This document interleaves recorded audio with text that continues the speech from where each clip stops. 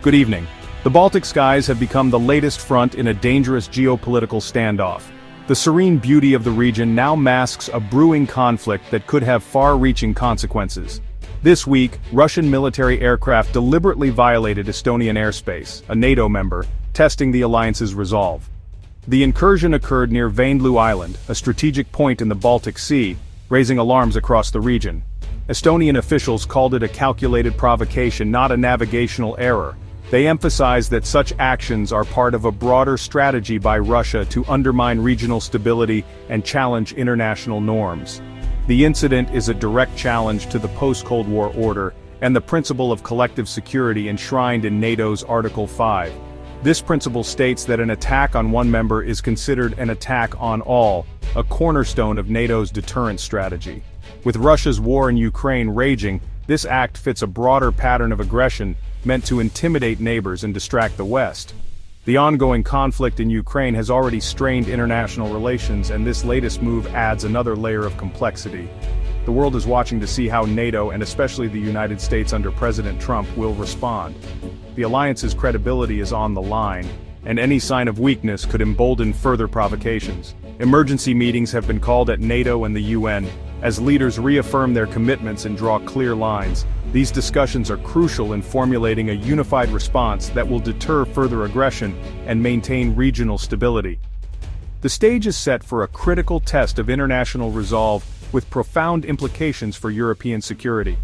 The actions taken in the coming days will not only shape the future of the Baltic region but also the broader geopolitical landscape. Let's break down what happened, and why this incident is sending shockwaves through the region. On September 19th, 3 Russian MiG-31 fighter jets crossed into Estonian airspace near the remote island of Väinlõ.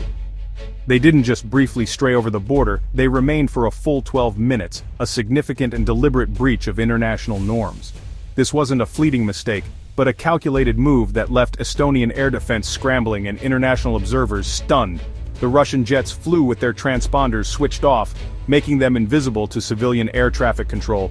This reckless act put commercial flights at risk, endangering the lives of countless passengers in the busy skies above the Baltic. It was a bold signal. Russia wanted to be seen, but only by those who knew where to look. In the past, airspace violations by Russia typically involved a single aircraft, often explained away as navigational errors. This time, however, 3 jets flew in tight formation, a clear demonstration of military coordination and intent. It was a show of force designed to intimidate and provoke. Estonia's foreign minister wasted no time, calling the incursion an unprecedentedly brazen provocation. The government's response was swift and unequivocal, demanding answers and support from allies. Predictably, Russia denied any wrongdoing, insisting the jets were on a routine training flight. This familiar script has played out before, but the facts on the ground told a different story. NATO's advanced surveillance systems tracked the entire incursion in real time, collecting irrefutable evidence. There was no ambiguity. This was a deliberate act, not a navigational error or a misunderstanding. The choice of MiG-31S, some of Russia's fastest and most capable interceptors, was no accident. These jets are designed for high-speed, high-altitude missions, and their presence was meant to send a message of intimidation and power. For ordinary Estonians, the incident was a chilling reminder of the ever-present threat from their eastern neighbor. Since Russia's invasion of Ukraine, anxiety has been running high, and this latest provocation only deepened those fears. The incursion was more than just a violation of airspace. It was a calculated test of NATO's resolve and a direct attempt to intimidate a sovereign nation on the alliance's eastern flank. The evidence gathered by NATO and Estonian authorities is overwhelming. This was not a misunderstanding or a technical error, but a deliberate escalation in a region already on edge. Now NATO's credibility is being put to the test. How the alliance responds will send a powerful signal, not just to Russia but to all of Europe. As a result, the entire region is on high alert, bracing for what might come next in this dangerous game of brinkmanship. In a moment of global uncertainty, all eyes turned to Washington and President Trump. The world waited to see how the United States would respond to the mounting crisis in Eastern Europe, and whether the president would stand by America's oldest and most powerful alliance. Trump's past skepticism of NATO had left many allies uneasy, making his response now more crucial than ever. Would he uphold the alliance's core promise, or would doubts linger about America's commitment? When pressed by reporters about whether he would defend the Baltics and Poland if they were attacked, Trump's answer was direct and unequivocal. "Yeah, I would."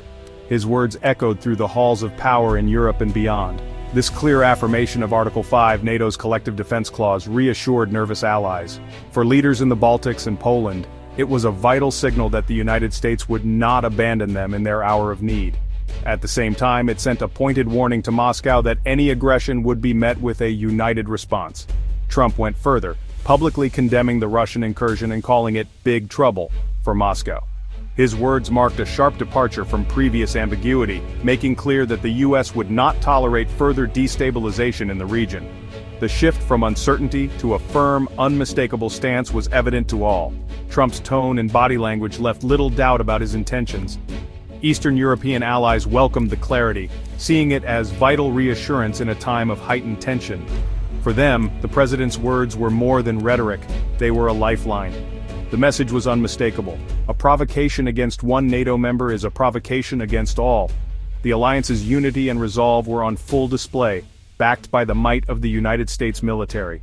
U.S. officials emphasized that Vladimir Putin only respects strength and resolve. They argued that only a clear, unwavering stance could deter further Russian aggression and prevent escalation. Inside the White House, advisors and military leaders worked to craft a message of deterrence. The administration was betting that a strong, unambiguous warning would force Moscow to reconsider its next move. The stakes could not be higher, preventing a wider conflict, maintaining the credibility of the alliance, and upholding the post-war order that has kept Europe at peace for decades. As the world watches, the question remains, will this promise to defend be enough to keep the peace, or is a new era of confrontation just beginning? NATO's response was swift and forceful. As Russian jets breached Estonian airspace, Italian F-35s scrambled from Amari airbase to intercept.